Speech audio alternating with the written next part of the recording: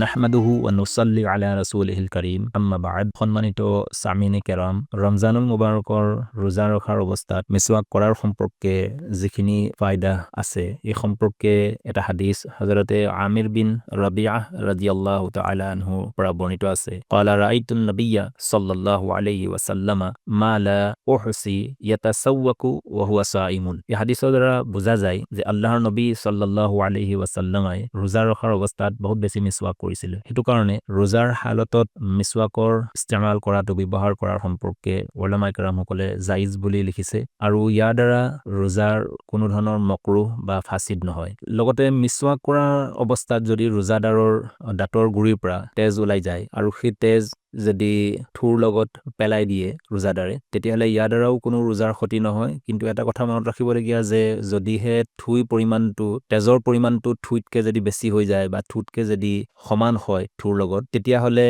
সেই অৱস্থাত ৰোজাদাৰে নিজৰ ইচ্ছাকৃতভাৱে যদি সেইখিনিক গিলি লয় তেতিয়াহ'লে ৰোজা ফাছিদ হৈ যায়। কিন্তু এই ক্ষেত্ৰত ৰোজাৰ কাজা লাজিম হ'ব, অৰ্থাৎ কাজা উঠাব লাগিব, কিন্তু কাফাৰা নাহে। মিছৱাক আল্লাহৰ নবী সাল্লাল্লাহু আলাইহি ওয়াসাল্লামৰ এটা আহম সুন্নত হয় আৰু এই সম্পৰ্কে বিভিন্ন হাদিছে মুবাৰাকাত মিছৱাকৰ সম্পৰ্কে বিভিন্ন ৰিৱায়াত মনকুল আছে। এটা হাদিস হুজুৰ সাল্লাল্লাহু আলাইহি ওয়াসাল্লামে ফৰমাইছে, লাউলা আন আশুক্কা আলা উম্মতি লা আমাৰতুহুম বিছিৱাকি ইনদা কুল্লি সালাতিন। এই হাদিসৰ দ্বাৰা বুজা যায় যে যদিহে উম্মতৰ তকলিফৰ বা কষ্ট হ'ব বুলি আন্দেশা নহ'লহেঁতেন, আল্লাহৰ নবী সাল্লাল্লাহু আলাইহি ওয়াসাল্লামে প্ৰত্যেক নামাজৰ সময়ত মিছৱাক কৰাৰ হুকুম কৰিলেহেঁতেন আৰু তেতিয়া আমাৰ ওপৰত অৰ্থাৎ উম্মতৰ ওপৰত ৱাজিব হ'লহেঁতেন মিছৱাক কৰাটো। মিছৱাকৰ বহুতো ফায়দাৰ কথা উলামায়ে কেৰামসকলে কিতাপত লিখিছে। তাৰ ভিতৰত কেইটামান হ'ল এনেকুৱা যে মিছৱাক কৰিলে মুখখনৰ চাফা হয়, মুখৰ দুৰ্গন্ধ দূৰ হয় আৰু দাঁত পাৰি সুদৃঢ় হয়। আৰু আটাইতকৈ ডাঙৰ যিটো ফায়দা সেইটো হৈছে যে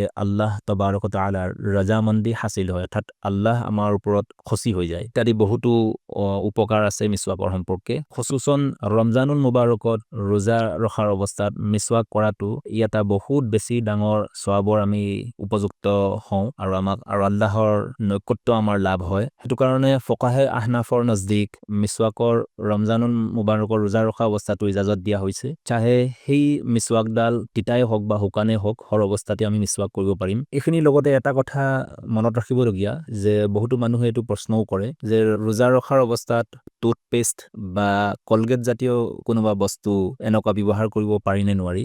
এই ক্ষেত্ৰত উলামায়ে কেৰামসকলে লিখিছে যে কলগেট জাতীয় কোনো বস্তু যদি ৰোজা ৰখাৰ অৱস্থাত ব্যৱহাৰ কৰাটো ক্ষেত্ৰত মকৰুহ হয় আৰু ইয়াৰ দ্বাৰা ৰোজা ফাছিদ হৈ যোৱাৰো ভয় থাকে, কিয়নো সেই কলগেটৰ যিটো আচৰাত থাকে, সোৱাদ থাকে, সেইটো যদি ডিঙিলৈকে পਹੁঁচি যায় তেতিয়াহ'লে ৰোজাৰ ফাছিদ হৈ যায়। সেইটো কাৰণে আমি প্ৰত্যেকেই যদিহে টুথপেষ্ট বা এনেকুৱা কলগেট জাতীয় বস্তু ব্যৱহাৰ কৰোঁ তেতিয়াহ'লে চেহেৰীৰ সময় শেষ হৈ যোৱাৰ আগে আগে সেইখিনি ব্যৱহাৰ কৰিম। আৰু যেতিয়া ৰোজা আমাৰ আৰম্ভ হৈ যায়, অৰ্থাৎ ৰোজাৰ অৱস্থাত আমি যদি মিছৱাক কৰোঁ তেতিয়াহ'লে মিছৱাক কৰিলে আল্লাহৰ নবী সাল্লাল্লাহু আলাইহি ওয়াসাল্লামৰ এটা ডাঙৰ সুন্নতো আমাৰ আদায় হৈ গ'ল আৰু বহুত বেছি আমি সৱাবৰো উপযুক্ত হ'লো। আল্লাহ তবাৰক তাআলাই আপোনাক মোক সকলোকে কোৱাৰ শুনাতকৈ বেছি বেছি আমল কৰাৰ তৌফিক দান কৰক। আসসালামু আলাইকুম ওয়া ৰাহমাতুল্লাহি ওয়া বাৰাকাতুহু।